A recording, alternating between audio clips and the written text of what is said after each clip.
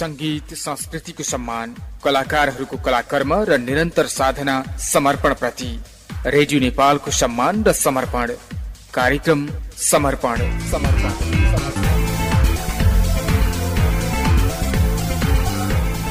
हजुर, सम्पूर्ण रूपमा नेपाली संगीत प्रति समर्पित स्रष्टाहरूप्रति रेडियो नेपालको सम्मान कार्यक्रम समर्पण। समर्पणको अर्को एउटा नयाँ श्रृङ्खला सहित प्रविधि संयोजनतर्फ मिनर्वा वज्राचार्य अनि राम अविरल उपस्थित भइसकेका छौं। आजको श्रृङ्खलाबाट पनि यहाँहरू सबैलाई हार्दिक हार्दिक स्वागत गर्छौं।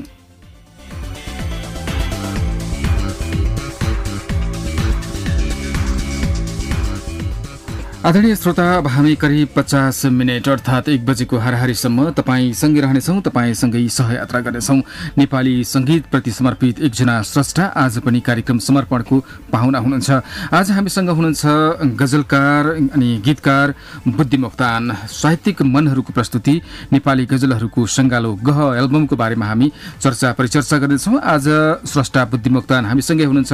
बुद्धि मोक्तानले अरू 4 जना साथीहरूको पनि प्रतिनिधित्व गर्नुहुनेछ। गजलकारहरू अज्ञात पालपाली, प्रेम कौशल, आनन्द भट्टराई सँगै संगीतकार बालन्द राईको प्रतिनिधित्व गर्दै कार्यक्रम समर्पणमा सहभागिता जनाउनु भएको छ। हामी बुद्धि मोक्तानलाई स्वागत गर्नुभन्दा अगाडि बुद्धि मोक्तानले लेख्नु भएको गह एल्बमबाट साभार गरिएको यो सुमधुर गजल सङ्गीत तपाईँका लागि सुनाउन चाहन्छौँ, जसमा बिमला राईको सुर रहेको छ। रचनाकार आजका हाम्रा पाहुना बुद्धि मोक्तान र संगीतकार लोकप्रिय संगीतकार बालन्द राई। गहबाट साभार गरिएको सुन्दर गजल तपाईँका लागि।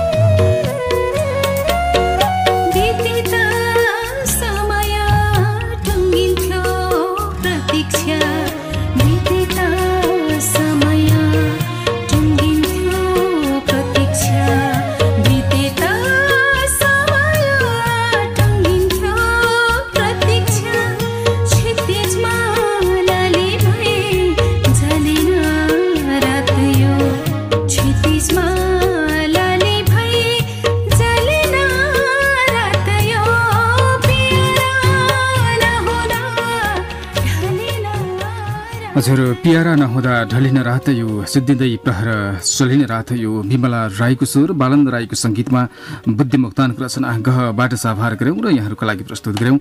कार्यक्रम समर्पणको आरम्भमा हामीसँग स्रष्टा बुद्धि मोक्तान हुनुहुन्छ। स्वागत छ यहाँलाई। धन्यवाद। आराम हुनुहुन्छ? एकदम आरामै छु।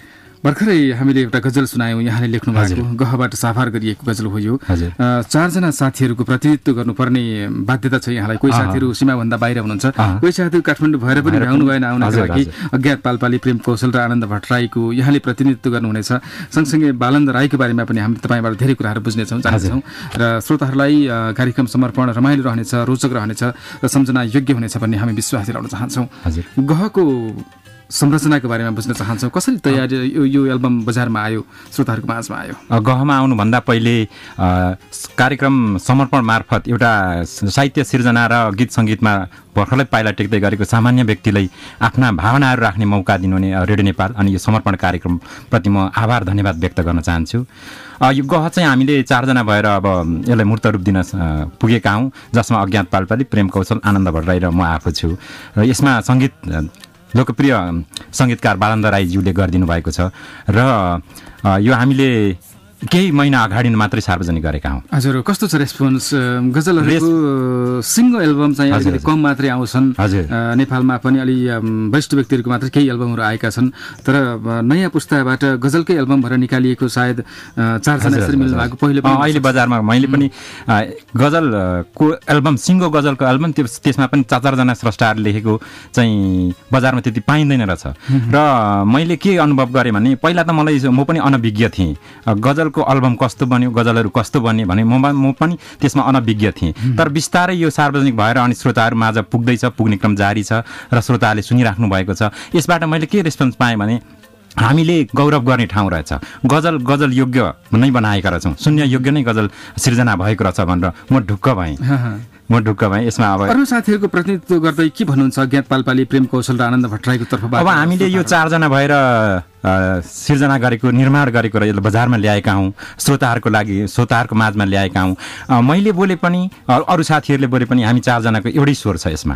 किनभनेदेखि साहित्य सिर्जना गर्नुपर्छ, कर्मशील र सृजनशील भएर मान्छे बाँच्नुपर्छ, नेपाली साहित्यलाई केही दिनुपर्छ, गीत सङ्गीतलाई केही दिनुपर्छ, कर्मशील भएर बाँच्नुपर्छ भन्ने हामी 4 जनाकै मान्यता हो। त्यसैले त्यसकै आधारमा हामीले यसलाई निर्माण गरेका हौँ। हजुर, गायिकाहरूमा उदय सोताङ, विमला राई, सत्यराज आचार्य, सन्ध्या राई, मनिला सोताङ, श्रेया सोताङ, राज सिग्देल, स्वरूपराज आचार्यलाई समावेश गर्नुभएको छ। सङ्गीतकारमा एकजना मात्रै बालन्द राईलाई छान्नु भएछ, केही विशेष कारण? अब उहाँ चाहिँ गीत सङ्गीतको लामो अनुभव भएको हामीले पाएका थियौँ। गीत सङ्गीतमा उहाँको लामो अनुभव छ। त्यसमा पनि उहाँले एकदम मेहनत गर्नुहुन्छ, जुनसुकै गीतमा पनि त्यसमा आफ्नो नेपालीपन छ, त्यसमा नेपाली शब्दहरू हुन्छ, नेपाली पन झल्किन्छ। त्यसैले हामीले गजल भनेर त्यसलाई चाहिँ लामो आलाप तान्नै पर्छ, हिन्दी गजलहरूको हामीले सिको गर्नुपर्छ भन्ने छैन। त्यसमा हामीले नेपालीपनलाई हुनुपर्छ भन्ने मान्यता उहाँले राख्नुभएको हुनाले हामीले चाहिँ नि उहाँलाई नै छानेको। अर्को पक्ष के पनि कुरा आयो भनेदेखि किन चाहिँ अरू सङ्गीतकारहरूलाई पनि लिनु पर्थ्यो नि भन्दाखेरि एउटै खालको मात्रै टेस्ट हुँदैन भन्नुहुन्थ्यो मलाई साथीहरूले। अहिले त्यसो भन्नुभएको छ। होइन, एकजना भान्सेले पनि त विभिन्न खालको प्रक्रिया त बनाउन सक्छ नि त। मैले उहाँलाई त्यसो भन्ने गरेको छु। हामी एकदमै सन्तुष्ट छौँ। यो सन्तुष्ट हुनुहुन्छ? 4 जना सन्तुष्ट हुनुहुन्छ पक्कै पनि। आफ्नो एल्बमको विमोचनको सिलसिलामा आनन्द भट्टराई र बुद्धि मोक्तान मात्रै हामी 2 जना उपस्थित थियौँ। 2 जना साथी अज्ञात पालपाली र प्रेम कौशललाई हामीले यहाँबाट सम्झिरहनुपर्छ। बाहिर हुनुहुन्छ, सम्भव भएसम्म अनलाइनमा सुन्ने कोसिस गर्नुहोला भन्ने कुराहरू पनि छँदैछन्। अब रेस्पोन्सको कुरा पनि अलिकति जान्न चाहे मैले। र यो अहिलेको यो भिडभाड जस्तै देखिन्छ, अलिकति बजार अव्यवस्थित जस्तो देखिन्छ। तपाईँको सङ्गीतको क्षेत्र बिग्रिएको भन्न चाहन्न म, किनकि स्रष्टाहरू पनि अत्यन्तै व्यस्त हुनुहुन्छ, स्टुडियोहरू त्यस्तै व्यस्त छन्, वाद्यवादकहरू त्यस्तै व्यस्त हुनुहुन्छ, एरेन्जरहरूको टाइम लिनुपर्छ, सङ्गीतकारहरूलाई खोज्दा भेटिन्न। कसरी यो सङ्गीतको बजार बिग्रिएको भन्ने, यति राम्रो बजार हुँदाहुँदै पनि व्यवस्थित हुन नसकेको कारण चाहिँ के होला? सायद गहभित्र यति राम्रा सृजनाहरू हुँदाहुँदै पनि बिक्री त त्यति नभए जस्तो आभास। बिक्रीको अवस्था मैले चाहिँ अनुभव के गरेको भनेदेखि पहिलाको भन्दा अहिलेको जेनेरेसनमा, अहिलेको श्रोताहरूमा गीत सङ्गीत धेरै सुन्छौँ, तर सुन्ने माध्यमहरूको फरक हुँदै आयो।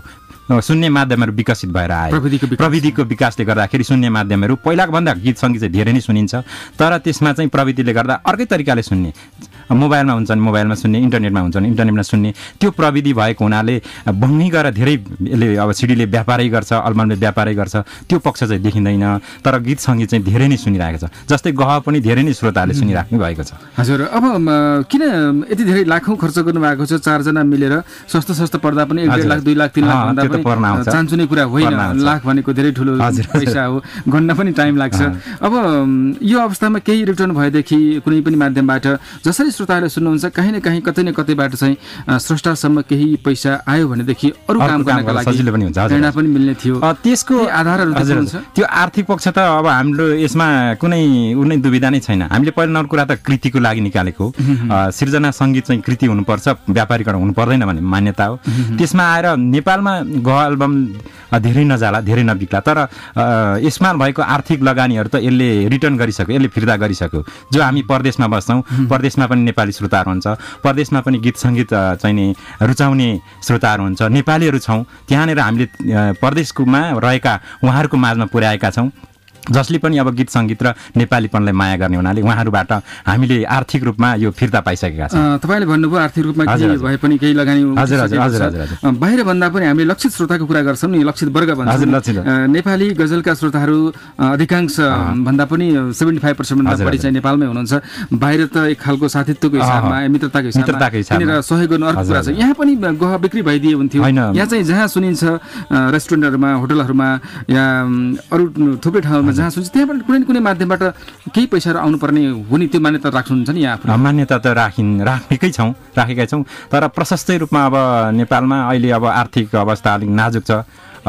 पहिलो नम्बर कुरा गीत सुन्ने कि तरकारी खाने भन्ने अवस्था पनि आउँछ मान्छेलाई, महँगी त्यत्तिकै बढेको छ। त्यसैले गर्दाखेरि मान्छेले अब गीत सङ्गीत सुन्नुभन्दा पहिला अब बाँच्नुपर्छ, बाँच्न लागि तरकारी नै लिनुपर्ने, पानी नै किनेर खानुपर्ने, नुनै चाहिएला, चामलै चाहिएला।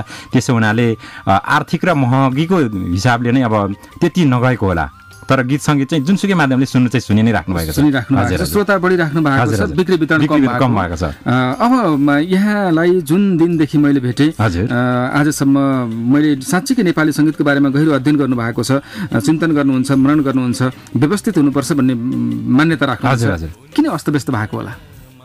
पछिल्लो समयमा आएर सङ्गीत व्यापारीकरण भएको हो, यो मैले मात्रै महसुस गर्ने, हामी सबैले महसुस गर्नुपर्ने हुन्छ। पहुँच भएको र आर्थिक अवस्था सम्पन्न भएकोले जसरी पनि अब गीत सङ्गीत जहाँ लगेर मिडियामा बजाउनु पर्ने हुन्छ कि म्युजिक भिडियो बनाएर बजाउनु पर्ने हुन्छ कि देखाएर बजाउनु पर्ने, त्यो हुन्छ।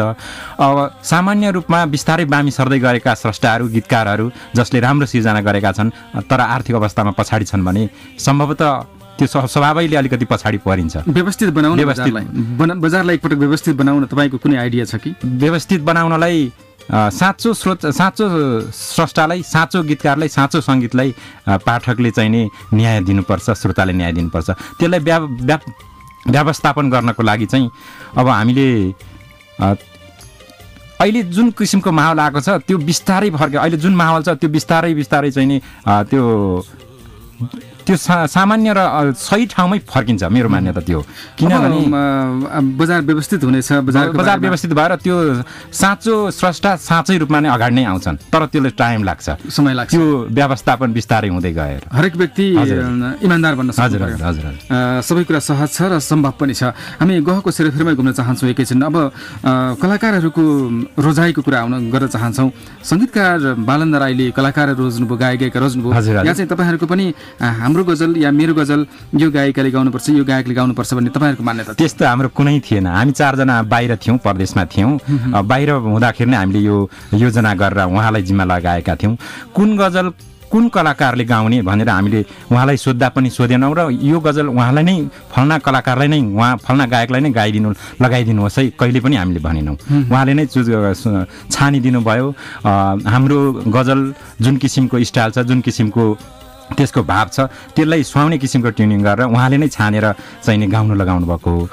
अनि अब यसमा वरिष्ठ गायक गायिकाहरू हुनुहुन्छ, आदरणीय हुनुहुन्छ, उहाँहरू एकदमै हामीले मान्नुपर्ने नेपालका गीत सङ्गीतको हामीले सम्पत्तिको रूपमा मान्नुपर्नेहरू उहाँहरू हुनुहुन्छ। उहाँहरू जस्तो कलाकारलाई हामीले गहमा समेट्न पाउँदाखेरि हामी यसै पनि खुसी छौँ, यसै पनि भाग्यमानी भएको ठाउँ।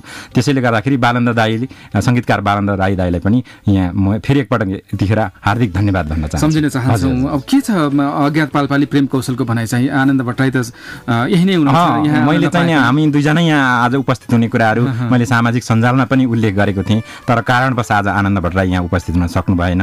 मैले त्यो भनेको कुराहरू पनि अब त्यहाँ यहाँ पुरा हुन सकेन, किनभने हामी दुईजनै उपस्थित हुने कुराहरू मैले उल्लेख गरेको थिएँ। अज्ञात पालपाली र प्रेम कौशल उहाँहरू खुसी हुनुहुन्छ, किनभने हामी चारैजनाको एउटै स्वर छ। हाम्रो एउटा लामो यात्रामा छौँ। गीत सङ्गीतबाट, यो एल्बम गहबाट बिक्री भएर आएको कुराहरू, आएको आर्थिक पनि हामीले चाहिँ नि सामाजिक काममा चाहिँ नि त्यो बिरामी भएर अवस्थामा रहेको, बिरामी भएर शैय्यामा छटपटाइरहेको, आर्थिक अभाव भएका व्यक्तिहरूलाई केही पर्सेन्टहरू त्यसबाट हामीले बिक्री भएर आएको पर्सेन्टहरू सहयोग गर्ने उद्देश्य राखेका छौँ र सहयोग पनि गरिसकेका पनि छौँ र हालसालै अब केही सहयोग गर्ने तयारीमा पनि जुटेका छौँ। हामी अर्को एउटा गजल सुनाउनेछौँ र तपाईँको बारेमा विस्तृत रूपमा जानकारी प्राप्त गर्नेछौँ र श्रोताहरूलाई जानकारी गराउनेछौँ। पिहारा नहुँदा ढलिने रात, यो गजल लेख्ने स्रष्टा को हुनुहुन्छ होला भनेर धेरैको मनमा जिज्ञासा हुनसक्छ। तपाईँका केही विचारहरू सुनिसकेका छौँ, तपाईँले लेख्नु भएको गजल पनि सुनिसक्यौँ। अलिकति परिचय दिलाउन चाह्यौँ श्रोताहरूको लागि। आनन्द भट्टराई, प्रेम कौशल र अज्ञात पालपालीको बारेमा छोटकरीमा कसरी परिचित गराउनुहुन्छ आफ्नो श्रोता? आनन्द भट्टराई खोटाङवासी हुनुहुन्छ। अज्ञात पालपाली पाल्पा हो, उहाँ अहिले बुटवलमा बस्नुहुन्छ र हाल दक्षिण कोरियामा रहनुहुन्छ। प्रेम कौशल नवलपरासी हो, उहाँ पनि अहिले दक्षिण कोरियामै रहनुहुन्छ। तपाईँहरूको दक्षिण कोरियामै रोजगारीको सिलसिलामा हाम्रो वहीँ भेट भयो। अब टिमवर्कको कुरा आउँछ। सामूहिक रूपमा हामीले जसरी सम्झौता गरेर काम गर्छौँ, पछि गएर तैँले यसो गरिस्, मैले यसो गरेँ, मलाई पुगेन, तँलाई धेरै भयो, हामी हाम्रो भन्दा पनि तेरो र मेरोमा बाँडिन्छौँ। तपाईँहरूको टिममा कहीँ कतै मनमा कहीँ कतै त्यो क्लेश छ कि छैन? त्यस्तो छैन। सञ्चार माध्यममा उभिएर मैले अहिले यहाँ मिडियामा बोलेको मात्रै होइन, हामी कामले देखाउनुपर्छ। त्यो भनेको कुरा सोचाइमा भर पर्छ। सोचाइ स्वार्थभन्दा माथि उठ्नुपर्छ प्रत्येक मान्छेको। कर्मशील र सृजनशील भइसके पछाडि स्वार्थभन्दा माथि उठेर जानुपर्छ भन्न चाहन्छु, किनभने हामी सबैको चारजनाकै स्वर यही नै हो। हुन्छ, धेरै धन्यवाद यो विचारका लागि सम्मान गर्छौँ। कार्यक्रम समर्पण रेडियो नेपालको राष्ट्रिय प्रसारण हाम्रा मिडियम वेभका फ्रिक्वेन्सीहरू धरान, धनकुटा, दिपायल, सुर्खेत, काठमाडौँ अनि पोखराबाट सुन्दै हुनुहुन्छ भने हाम्रा एफएम रेडियो स्टेसनहरू 98.1 मेगाहर्ज अनि इन्टरनेट अनलाइन www.radionepal.gov.np मार्फत संसारभर सुन्न सक्ने व्यवस्था छ। सुनिरहनु भएको छ होला भन्ने हाम्रो विश्वास। आजको श्रृङ्खलामा गह एल्बमका स्रष्टा बुद्धि मोक्तान, अज्ञात पालपाली, प्रेम कौशल र आनन्द भट्टराई मध्ये हामीसँग बुद्धि मोक्तान हुनुहुन्छ। चारैजनाको प्रतिनिधित्व गर्दै आउनु भएको छ। तिनैजनाको प्रतिनिधित्व, आफूसहित चारजनाको प्रतिनिधित्व गर्दै आउनु भएको छ। साहित्यिक मनहरूको प्रस्तुति नेपाली गजलहरूको सङ्गालो गह हो। गहबाट साभार गरिएको अर्को एउटा सुमधुर गजल सङ्गीत तपाईँका लागि सुनाउन चाहन्छौँ, जसमा अज्ञात पालपालीको रचना रहेको छ भने यसमा स्वर रहेको छ उदय सोताङको र सङ्गीत हो एकल सङ्गीतकार बालन्द राईको। कार्यक्रम समर्पणको यो लहरमा अर्को सुमधुर गजल सङ्गीत तपाईँका लागि।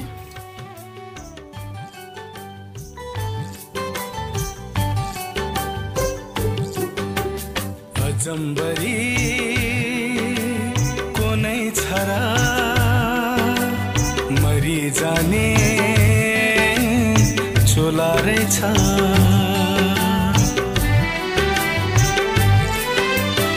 अजम्बरी कुनै छरा मरि जाने चोला रहेछ। अजम्बरी कुनै छरा मरि जाने चोला रहेछ। जीवन मृत्यु सँग सँगै, जीवन मृत्यु सँग सँगै, जीवन मृत्यु सँग सँगै बगी जाने खोला रहेछ। अजम्बरी कुनै छरा मरि जाने चोला रहेछ।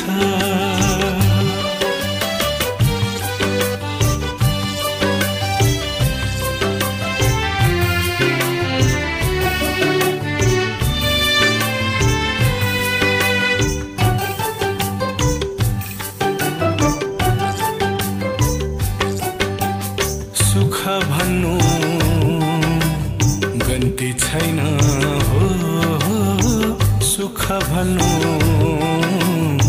गन्ती छैन। सुख भने यत्र तत्र मिलन हुँदा एकै औँस मिलन हुँदा एकै औँस बिछोड चाहिँ तोला रहेछ अजम्बरी कुनै छ र मरि जाने चोला रहेछ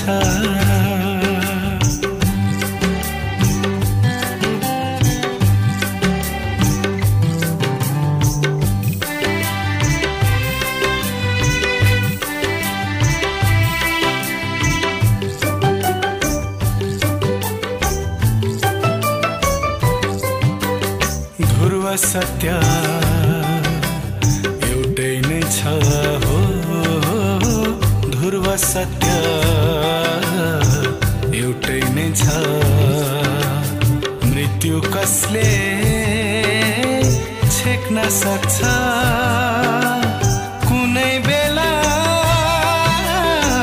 फुट्ने जीवन कुनै बेला फुट्ने जीवन यो त एउटा लोला रहेछ अजम्बरी कुनै छ र मरि जाने चोला रहेछ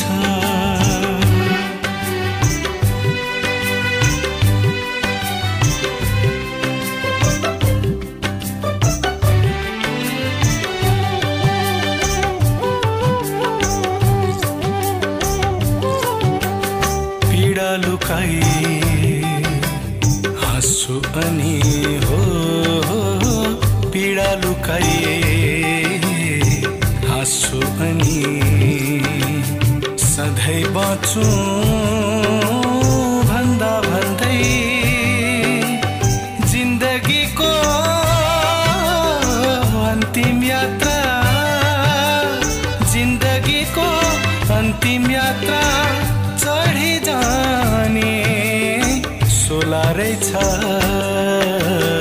अजम्बरी हजुर अजम्बरी कुनै छ र मरिजाने चोला रहेछ जीवन मृत्यु सँगसँगै बगिजाने खोला रहेछ प्रेम कौशलको रचना सत्यराज आचार्यको स्वरमा बालन राईको सङ्गीत गहबाट साभार गऱ्यौँ र हामीले यहाँनिर प्रस्तुत गऱ्यौँ माफी माग्न चाहे मैले अज्ञात पालपालीको रचना हामी केही समय पछाडि सुनाउनेछौँ श्रोताहरूको लागि बुद्धजी फेरि पनि स्वागत छ हस् धन्यवाद अब गजल एल्बम त छँदैछ हजुर हजुर गजल पुस्तक पनि निकाल्नु भएको छ यहाँले मैले फुल्न देऊ मलाई भनेर एउटा गजल सङ्ग्रह योबाट एउटा गजल सुन्छौँ र तपाईँको नितान्त व्यक्तिगत जीवनमा प्रवेश गर्छ हजुर हजुर तपाईँलाई मन परेको गजल मलाई फुल्न देऊबाट मन परेको गजल भन्दा पनि अब आज चैत्र 26 गते रहेछ एउटा स्रष्टा गीत सङ्गीतमा लागेका साधकलाई चाहिँ नि रेडियो नेपालले समर्पण कार्यक्रम मार्फत अब एउटा प्लेटफर्म र आफ्नो कुरा राख्ने जुन मौका दिनुभयो म उहाँहरूलाई समर्पण गर्छु कि अब चैत्र 26 गते जो अब माटो र देशका लागि जसले आफ्नो ती सन्तानहरूले आफ्नो जीवन अर्पण गर्नुभयो उहाँहरूप्रति नै समर्पित गरेर एउटा गजल सुनाउँछु हुन्छ एकदमै माटोका लागि पसिना दाता मूल हो शहीद माटोका लागि पसिना दाता मूल हो शहीद अजर दसी राष्ट्रिय थुङ्गा फूल हो शहीद अजर दसी राष्ट्रिय थुङ्गा फूल हो शहीद आहुति दिए देशको लागि आहुति दिए देशको लागि आफू चाहिँ मरेर जनता सबै सागर तार्ने पुल हो शहीद अजर दसी राष्ट्रिय थुङ्गा फूल हो शहीद के दिन सक्छौ माटोका लागि कसैले सोधेमा के दिन सक्छौ माटोका लागि कसैले सोधेमा तयार छु मनी अर्पण ज्यान कुल हो शहीद अजर दसी राष्ट्रिय थुङ्गा फूल हो शहीद आदर गरी शिखरमाथि लेखिए अक्षर हेरिँदा शिर झुकिने तल तुल हो शहीद हेरिँदा शिर झुकिने तल तुल हो शहीद माटोका लागि पसिना दाता मूल हो शहीद अजर दशी राष्ट्रिय थुङ्गा फूल हो शहीद। हजुर, माटोका लागि पसिना दाता मूल हो शहीद, शहीदप्रति सम्मान व्यक्त गर्दै रचना गरियो यो गजल हामीले यहाँहरू समक्ष प्रस्तुत गरिसकेका छौँ। यहाँको गजल फुल्न देऊ मलाईबाट साभार गरेका छौँ। छोटो 2 मिनट मात्रै हामी फुल्न देऊ मलाईको बारेमा कुराकानी गर्छौँ। कतिवटा गजल र कस्ता कस्ता गजलहरू लेख्नु भएको छ? 100वटा गजल यसमा मैले समावेश गरेको छु। 100वटै भाव त नहोला होइन, भाव त अब 100वटै किसिमको भाव टेस्ट त नहोला, तर यसमा चाहिने जीवन जगत विकृति राष्ट्र सबैलाई समेटेछु, प्रेम सिंगार सबैलाई समेटेछु। अलिकति आँसु छ, अलिकति आँसु, हजुर हजुर, अलिकति पीडा छ, अलिकति पीडा छ, अलिकति राष्ट्र रमाइलो छ, अलिकति माटो छ, अलिकति मुटु छ। हजुर हजुर, अनि माटोबाट सिमाना पारी जाँदाका पीर व्यथा र त्यहाँ बस्दाखेरिका सुख दुःखका कुराहरू हजुर हजुर हजुर मलाई फुल्न देऊ भित्र समावेश गर्नु, फुल्न देऊ मलाई समावेश गर्नु भएको छ। फुल्न देऊ मलाईको पनि सफलताको शुभकामना। हामी गहकै सेरोफेरमा घुमिराखेका छौँ। यहाँहरू 4 जनाको टिम बुद्धिमुक्तान, अज्ञात पालपाली, प्रेम कौशल र आनन्द भट्टराईको प्रतिनिधित्व गर्दै बुद्धिमुक्तान हामीसँगै हुनुहुन्छ। एकैछिनमा यहाँको नितान्त व्यक्तिगत जीवनमा आउन चाहे यी विचारहरू श्रोताहरूले सुनिसक्नु भएको छ। साँच्चै गहन विचार रहेछ बुद्धिमुक्तानको भनिराख्नु भएको छ होला। घरबाटै अलिकति कुराकानी अगाडि बढाउन चाहन्छु। घर चाहिँ मेरो घर जन्म मेरो चाँगे 3 ताप्लेजुङ हो। कति सालमा जन्मनुभयो? म 34 साल जेठ 16 गते। कस्तो थियो बाल्यकाल? बाल्यकाल सामान्य थियो, गाउँले परिवेश, बुवा आमाहरू। अब म कान्छा छोरा हो, 4 जना दाजुहरू, 3 जना दाजुहरू, 1 जना दिदी, म कान्छा छोरा हो। सामान्य किसिमको किसानी परिवार। बाल्यकालका अनुभवहरू उकाली ओराली गर्नुभयो, घाँस तौर जानुभयो, एकदमै जानुभयो, सबै थोक गरियो। हुन त अब त्यो एकदमै दुःख, अति नै दुःख त गरे जस्तो लागिन। उसै पनि कान्छा छोरा भयो, सामान्य अनुभव त सबै नै छ। अनि ताप्लेजुङ भन्नुभयो? हजुर हजुर, ताप्लेजुङको चाँगे 3 ताप्लेजुङ। अनि कतिजना दाजुभाइ दिदीबहिनी? मेरो 3 जना दाजुहरू, 3 जना दाजु, दिदी 1 जना। हजुर। अनि स्वभावको बारेमा बुझ्न चाहनुहुन्छ? जब तपाईँ थाहा पाउनुभयो यो स्वभाव त अब मेरो नाम बुद्धिमान तामाङ हो है। अब आमाले चाहिँ नि किन नाम यस्तो राखिदिनु भएको भन्दाखेरि बुधबार जन्मिएको हो, त्यसैले बुद्धिमान राखेको भन्नुहुन्छ। अहिले पनि मलाई त्यो जन्मदिन नपर्यो भने जन्मबार पर्यो। हजुर हजुर हजुर, मलाई एकदम त्यो मौका पनि पाएँ मैले। आमाले चाहिँ नामअनुसारको काम हुनुपर्छ भन्नुहुन्छ, त्यो शब्दले मलाई सधैँ घोचिरहन्छ। अहिले भर्खर पनि त्यो भन्नुभएको थियो म आमालाई घरमा छोडेर आउने बेलामा। त्यसैले मेरो स्वभाव चाहिँ अब सामान्य किसिमको नै हो। अब त्यस्तो पढ्दाखेरि अब म स्कुलमा, सामान्य स्कुलमा 1 देखि 10 सम्म नै पहिलो नै भएको विद्यार्थी हो। राम्रै किसिमले पढेको। हजुर। अब गाउँघरमा अरूले देख्दाखेरि, अरूले भन्दाखेरि ठिकै छ, बुद्धिमान तामाङ ठिकै हो भन्ने चाहिँ हुनुहुन्छ। अनि त्यही स्कुल जीवनमा आउन चाह्यौँ, सम्झनाका क्षणहरू, सम्झनाका पलहरू यहाँ आउनु भएको छ। यो नै सबै सफलता पक्कै पनि होइन, धेरै गर्न बाँकी छ। र त्यो गाउँ, त्यो परिवेश, त्यो साथी सङ्गी, त्यो समाजले यहाँसम्म आउनका लागि प्रेरणा उत्प्रेरणा दिइरहेको होला। कसरी एकदम सँगै आफूले पढेको स्कुल, आफ्ना सरहरू र आफ्ना साथीहरूलाई?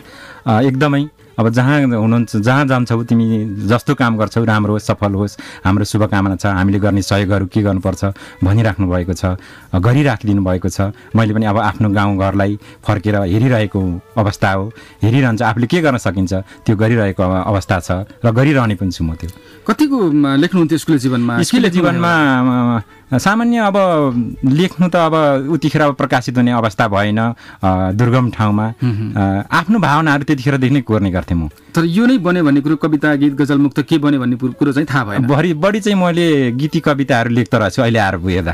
अनि गद्य कविता धेरै लेखेको छु मैले। फुल्न देऊ मलाई त मेरो गजल सङ्ग्रह पछिल्लो सम्म मात्रै भयो, तर मेरो अब मलाई भित्र दिलमा गएको चाहिँ गद्य कविता उतिखेर लेखेकाहरू, त्यो बाल्यकालमा लेखेको कुराहरूलाई पनि अब कृतिको रूपमा ल्याउने कोसिस गर्दैछु।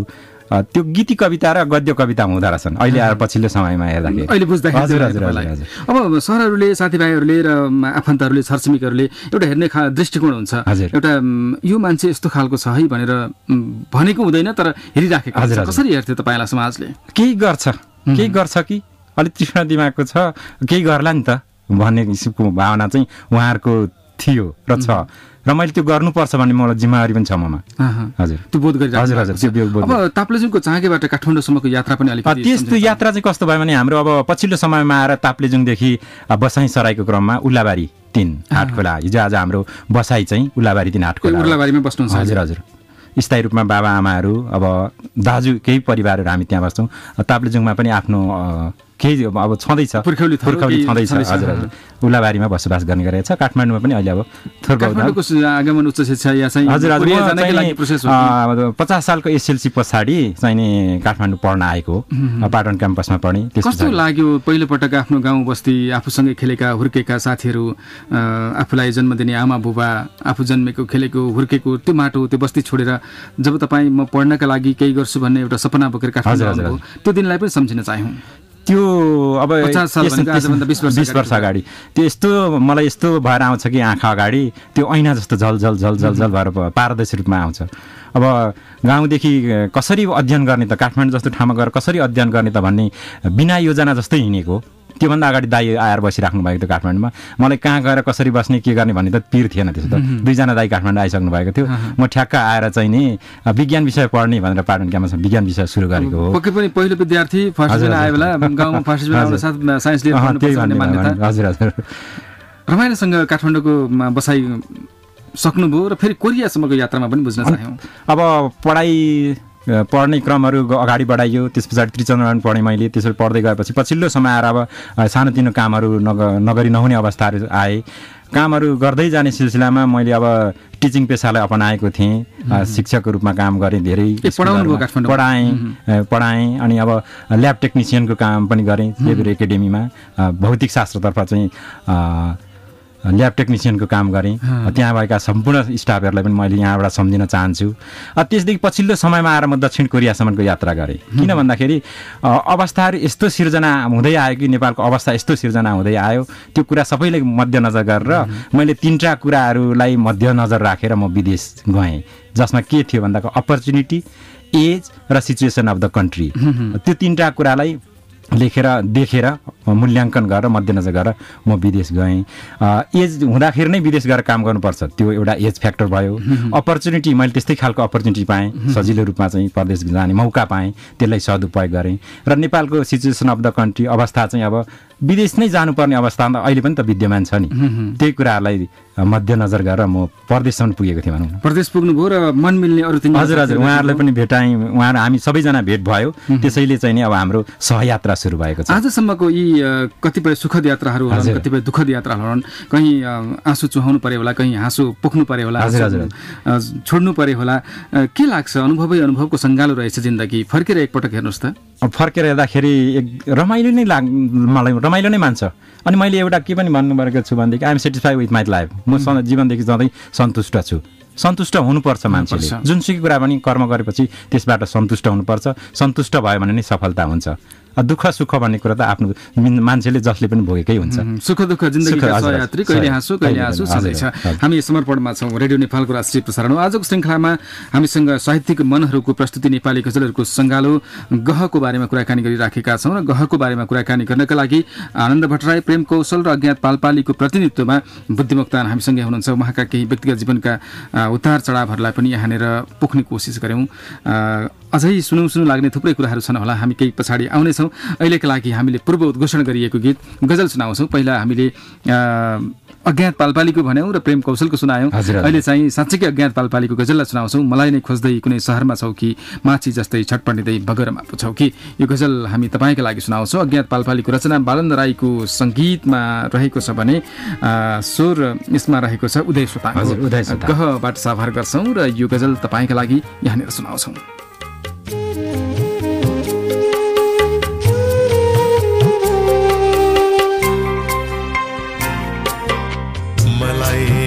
खोज्दै कुनै शहरमा छौ कि, मलाई नै खोज्दै कुनै शहरमा छौ कि, माछी जस्तै छटपटिँदै, माछी जस्तै छटपटिँदै, माछी जस्तै छटपटिँदै बगरमा छौ कि, मलाई नै खोज्दै कुनै शहरमा छौ कि।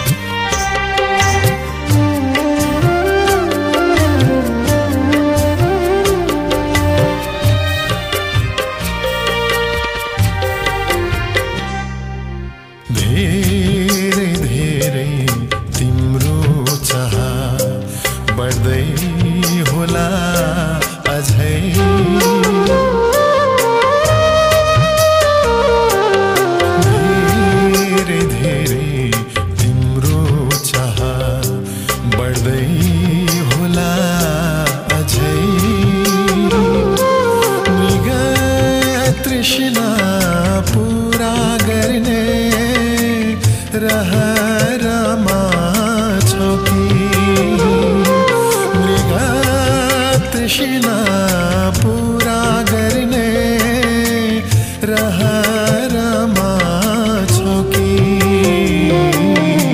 मलाई नै खोज्दै कुनै शहरमा छौ कि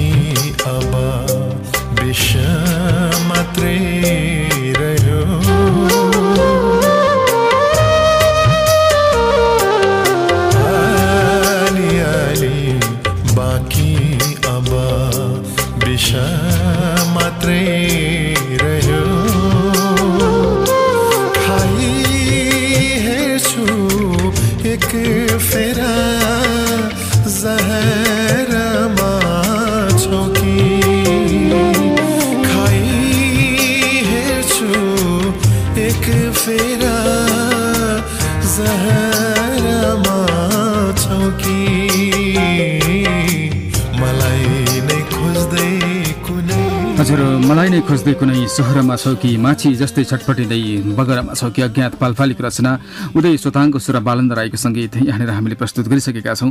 बुद्धिजी फेरि पनि स्वागत छ यहाँलाई। धन्यवाद। एउटा गजल सुनौँ तपाईँको इच्छा? हजुर हजुर हजुर। तपाईँहरू चारैजनाका लागि रेडियो नेपालले करिब 50 मिनट समय उपलब्ध गराएको छ। तपाईँहरूले नेपाली सङ्गीतका लागि यति ठुलो योगदान पुर्याउनु भएको छ, यसको सम्मान स्वरूप करिब 50 मिनट तपाईँका लागि हो। गजल सुन्छौँ। हजुर, एउटा गजल वाचन गर्छु। वर अग्ला पर धनी, वर अग्ला पर धनी, बीचमा मेरो गन्ती छैन। वर अग्ला पर धनी, बीचमा मेरो गन्ती छैन। भत्किएछ जिन्दगानी, बीचमा मेरो गन्ती छैन। भत्किएछ जिन्दगानी, बीचमा मेरो गन्ती छैन। कति निठुर भयौ दाजै, कति निठुर भयौ दाजै, खबरसम्म पठाएनौ। कति निठुर भयौ दाजै, खबरसम्म पठाएनौ। ओल्लो दशैं पल्लो तिहार, तीजमा मेरो गन्ती छैन। ओल्लो दशैं पल्लो तिहार, तीजमा मेरो गन्ती छैन। भत्किएछ जिन्दगानी, तीजमा मेरो गन्ती छैन। भत्किएछ जिन्दगानी, बीचमा मेरो गन्ती छैन। कर्म गरी फल टिप्छु, भाग्य दोषी हुन्छ किन? कर्म गरी फल टिप्छु, भाग्य दोषी हुन्छ किन? हार धेरै गणना भो, जितमा मेरो गन्ती छैन। हार धेरै गणना भो, जितमा मेरो गन्ती छैन। भत्किएछ जिन्दगानी, बीचमा मेरो गन्ती छैन। सुनको नाता मूल्य सस्तो, सुनको नाता मूल्य सस्तो भयो यहाँ। खुनको नाता मूल्य सस्तो, खुनको नाता मूल्य सस्तो भयो यहाँ सुनको सामु। अनर्थ भो जीवन कुनै चिजमा मेरो गन्ती छैन। अनर्थ भो जीवन कुनै चिजमा मेरो गन्ती छैन। वर अग्ला पर धनी, बीचमा मेरो गन्ती छैन। भत्किएछ जिन्दगानी, बीचमा मेरो गन्ती छैन। हजुर, भत्किएछ जिन्दगानी, बीचमा मेरो गन्ती छैन। बुद्धिमुक्तानको गजल गजल वाचनमा सँगै रहनुभयो। यो गजल वाचनको लागि धेरै धेरै धन्यवाद दिन्छौँ। र बुद्धिमुक्तान हामी सँगै रहनुहुनेछ अझै केही समय। अज्ञात पालपाली, प्रेम कौशल र आनन्द भट्टराईलाई हामी सम्झिरहनेछौँ। गहको परिवार हो यो। हजुर हजुर। अब थुप्रै सपनाहरू बोकेर ताप्लेजुङको चाँगेबाट उर्लाबारी, उर्लाबारीबाट काठमाडौँ, काठमाडौँबाट कोरिया, सपनाहरू थुप्रै थिए होला। यहाँसम्म आइपुग्दा ती सपनाहरू कतिसम्म पुरा भएका छन्? सपनाहरू अब म चाहिँ के भन्छु भनेदेखि रातमा देखेको सपना कहिले पनि पुरा हुँदैन। विपनामा देख्नुपर्छ सपना, त्यो चाहिँ सपना पुरा हुन सक्छ कि जस्तो लाग्छ मलाई चाहिँ। सपना विपनामा देखेको सपना पुरा गर्नका लागि इमानदार भएर कर्मशील भएर अगाडि लाग्यो भनेदेखि त्यो विपनामा देखिएको सपना चाहिँ पुरा हुन्छ जस्तो लाग्छ। रातमा देखेको सपना चाहिँ पुरा हुँदैन। रातमा देखेको सपना अब मेरो सपनाको कुरा गर्दाखेरि जति पनि अब सपनाहरू छन्, आफ्ना विपनामा देखिएको सपना त्यसलाई चाहिँ योजना भनौँ, त्यसलाई चाहिँ आफ्नो कल्पना भनौँ, त्यो कुराहरू चाहिँ अब पुरा हुँदैछ र पुरा गर्ने क्रममा आफू कर्मशील भएर लागि नै राखेको छु। अब आगामी योजनाहरू गह सँगसँगै अगाडि बढ्नुहुनेछ। फुल्नदेऊ मलाई गजल सङ्ग्रह छँदैछ, यो टिम सँगसँगै अगाडि बढ्नुहुनेछ या आफ्नो आफ्नो? होइन, हाम्रो यो गह 4 जनाको टिम, यसमा चाहिँ सङ्गीतकार बालन्द दाईलाई चाहिँ नै हामीले अभिभावकको रूपमा हामीले राखेका छौँ होइन। उहाँ अभिभावकको रूपमा हुनुहुन्छ र हामीलाई मार्गनिर्देश पनि गर्नुहुन्छ गीत सङ्गीतको बारेमा। यो गह को त्यो 4 जनाको टिम चाहिँ एकदमै अगाडि नै बढ्छ, लामो यात्रासम्म अगाडि बढ्छ। र मेरो व्यक्तिगत रूपमा चाहिँ अब गहमा गर्ने सामूहिक काम आफ्नो ठाउँमा छँदैछ, त्यसदेखि पछाडि व्यक्तिगत रूपमा आफूले गर्ने स्वतन्त्रता छँदैछ। त्यो स्वतन्त्रतामा चाहिँ म आफू चाहिँ खजुरको बोटमुनि गद्य कविता चाहिँ तयारी गर्दैछु। हजुर, अरू साथीहरूको योजना के छन्? अलिकति तपाईँलाई अरू साथीहरूको तयारी एकदम कन्ट्याक्टमा हुनुहुन्छ? तयारीमा छौँ अहिले। अब ठ्याक्क नाम भएन, आनन्द भट्टराईजीले पनि गजल सङ्ग्रह तयार गरिराख्नु भएको छ, अन्तिम रूपमा छ। नाम चाहिँ के राख्नु भएको छ त्यो चाहिँ फाइन आउट हुनु बाँकी होला सायद। अज्ञात पालपाली र प्रेमजीको चाहिँ अब नयाँ गीतहरू कसैलाई गर्न गरिराख्नु भएको छ। हाम्रो यो टिम वर्कदेखि फाल्टो उहाँहरूले पनि केही गरिराख्नु भएको छ। अब साँच्चीकै एउटा टिम बलियो गाँठो बाँधियोस् र अगाडि बढ्न सक्नुहोस् र भाग 1, भाग 2, भाग 3, 4, 5 निकाल्दै जानु होला भन्न चाहन्छौँ। र राम्रो लेखेर मात्रै पनि नहुने, राम्रो गीत गजलहरू बजारमा आएर मात्रै पनि नहुने रहेछ। सञ्चार माध्यमको अर्को महत्त्वपूर्ण भूमिका मानिन्छ। म्युजिक भिडियो बनाउनु भएको रहेनछ? म्युजिक भिडियो बनाएका छैनौँ हामीले चाहिँ अब मान्यता आएको छ, सुनेर होइन हेरेर, तर सुन्नुपर्छ। गीत गजल भनेको सुन्नकै लागि हो।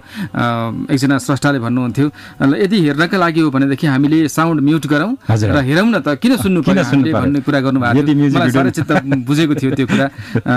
के भन्नुहुन्छ तपाईँ आफू चाहिँ? म पनि त्यही भन्न चाहन्छु, किनभने गीत सङ्गीत भनेको त पहिला सुन्ने नै हो, हेर्ने त पछाडि मात्रै आउँछ नि। हामी अहिले सुन्ने क्रममा मात्रै छौँ नि त, सुन्ने क्रममा श्रोतालाई सुनाएर आफूले सुन्ने क्रममा छौँ। अब म्युजिक भिडियो पनि प्रोसेसमा हुन्छ, हाम्रो प्रोसेसमा छ, बिस्तारै चाहिँ यो योजनामा छ, हामी आउँछ यसको म्युजिक भिडियो बनेर आउने प्रोसेसमा छ। हजुर, अब तपाईँहरू 4जना बाहिर बस्नुभयो, कठिन परिश्रम गर्नुभयो, 2-4 पैसा बचाउनुभयो र सङ्गीतका लागि, नेपाली सङ्गीतका लागि योगदान दिइराख्नु भएको छ।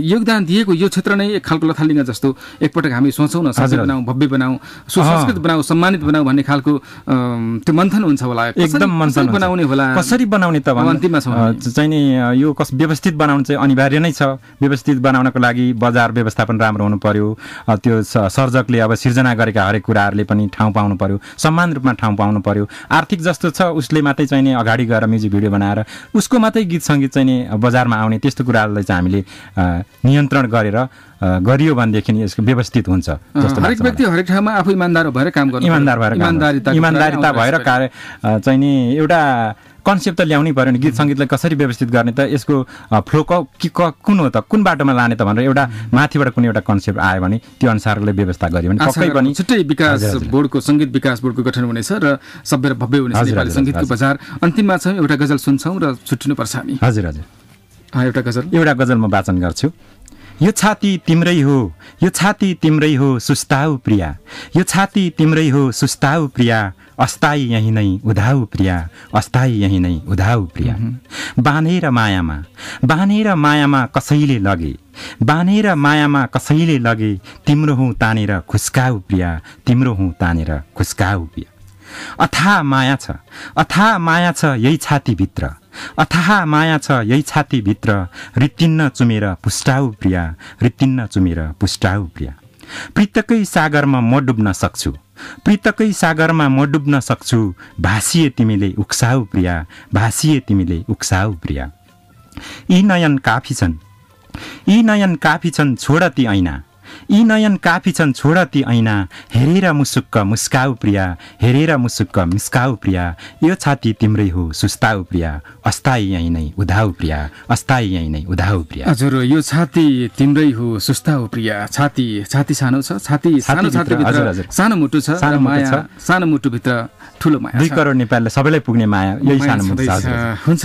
यहाँको यो विचार र समयका लागि धेरै धेरै धन्यवाद दिन्छौँ र तपाईँसँगै जोड्न चाहन्छौँ अज्ञात पालपाली, प्रेम कौशल र आनन्द भट्टराईलाई। तपाईँहरू 4जनाको सफल साङ्गीतिक यात्राको शुभकामना कार्यक्रम समर्पणको तर्फबाट र हाम्रो लागि समय दिनुभयो बुद्धिमुक्तान, यहाँलाई धेरै धेरै धन्यवाद। कार्यक्रम समर्पण मार्फत आफ्नो भावनाहरू, आफ्नो कुराहरू राख्ने जुन यो अवसर मिलाइदिनु भयो, यसको लागि रेडियो नेपाल जस्तो गरिमामय संस्थालाई म हार्दिक धन्यवाद दिन चाहन्छु। साथै अब सञ्चालक राम सर तपाईँलाई पनि धेरै धेरै धन्यवाद, प्राविधिमा रहनुहुने उहाँलाई पनि धेरै धेरै धन्यवाद दिँदै सम्पूर्ण श्रोताहरूलाई पनि हार्दिक धन्यवाद प्रकट गर्छु। हुन्छ, धेरै धेरै धन्यवाद। आदरणीय श्रोताहरू, आजलाई कार्यक्रम समर्पणका लागि छुट्याइएको निर्धारित समय सकिएको छ। बाँकी रहेको समयका लागि श्रेया सोताङको स्वर सुनाउँछौँ, आनन्द भट्टराईको रचना र बालन्द राईको सङ्गीत गहबाट साभार गरिएको अर्को सुमधुर गजल तपाईँका लागि छाडेर मिनर्वा वज्राचार्य र राम अविरल बिदा हुन्छौँ। 1 बजी समाचारपछि कृषि कार्यक्रमको पुनः प्रसारण यहाँहरूमाझ प्रस्तुत हुनेछ। रेडियो नेपाल सुन्दै रहनुहोला। नमस्कार।